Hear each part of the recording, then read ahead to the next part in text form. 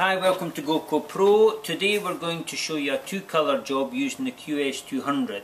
We're not going to go into actual printing them all because that just takes a lot of time.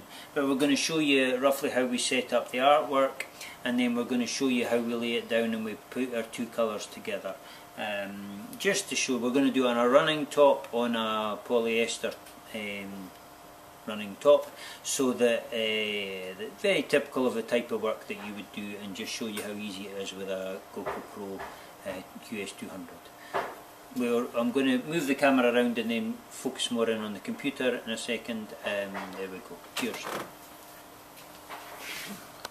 So this is going to be a two-colour design. This part we've shown you on the computer just now is going to be our black part, and then we're going to print the other part in blue. And what we've done is we've already split this up, and the way we're going to do it with a QS200 for best results is we're going to do it in two passes. So the first thing that we're going to do is we're going to hide this layer. We've set these onto layers. We're going to hide this layer, and we're going to send this image to the QS200 with our crop marks top and bottom, or our for lining up for our two colours top and bottom, and we've got a dark grey and pale grey shoes, and we've knocked out the other words.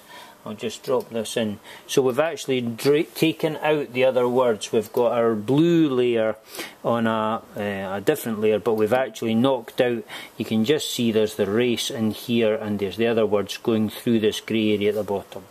So we're just going to send this through to the computer, like to the QS200 like this.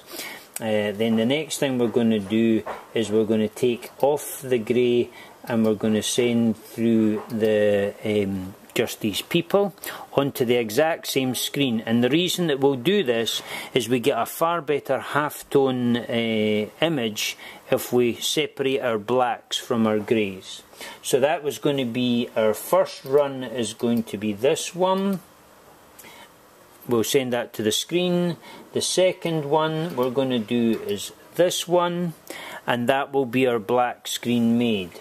Then we're going to take these off and put in our second colour, which is going to be this, and at the same time we're going to run our crop marks again. So we're going to have crop marks on the frame 1 for black, and we're going to have crop marks on frame 2 for blue.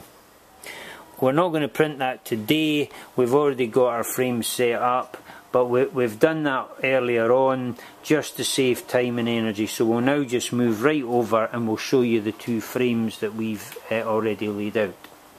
So there on the screen you can see that we've got our black screen set up, and then we've got our blue screen set up.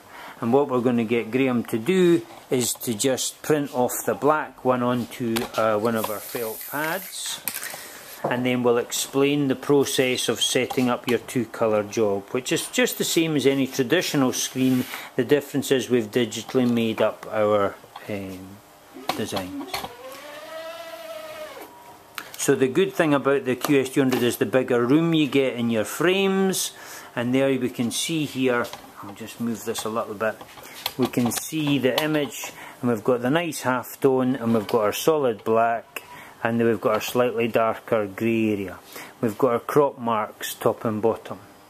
Now what we've done when we lay this down, we would then lay down our second one on top of that. Oh, and we're just going to pause a wee second while we turn this all. I stopped that for a second because Graham was saying to me, "Ooh," flagging to me at the back, and it's because we need to flash dry the first layer before we lay down our second colour on top of it.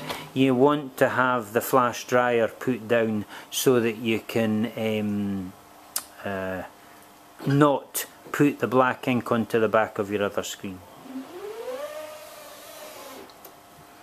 So what we've done now is we've laid down our second colour, and Graham has already moved this around, but you can see the fit that we've got is pretty good. Again, our carousel, you would just move these back and forward with a micro registration, which you just tweak them up and down to get it fitting. So now that we've done our fit and we've practiced on our felt sheet, we actually have no need for the crop marks anymore. So all that we're going to do is tape them out, and Graham's just using a little piece of sellotape to tape over where the crop marks were, and this will mean that they'll now not shine through and they'll not print off our onto the garment. They are only really needed in the first instance to give you a rough idea of where it's going to be. And then we're going to do the blue one. Again, if we can see this very good. Camera ship is rubbish today. So Graham's just taping over where the little crop mark is, and that just means that the ink won't flow through. Last one to do. Now, if this was a coloured polyester running top, you would probably need to put a barrier down to stop the colour seeping out of the top. Because it's a white top, we don't need to worry about that, because there'll be nothing will seep out. So we're just going to go ahead and print this. We get down one layer, because we're using half tones, we don't need to do any more. And then Graham will just flash dry.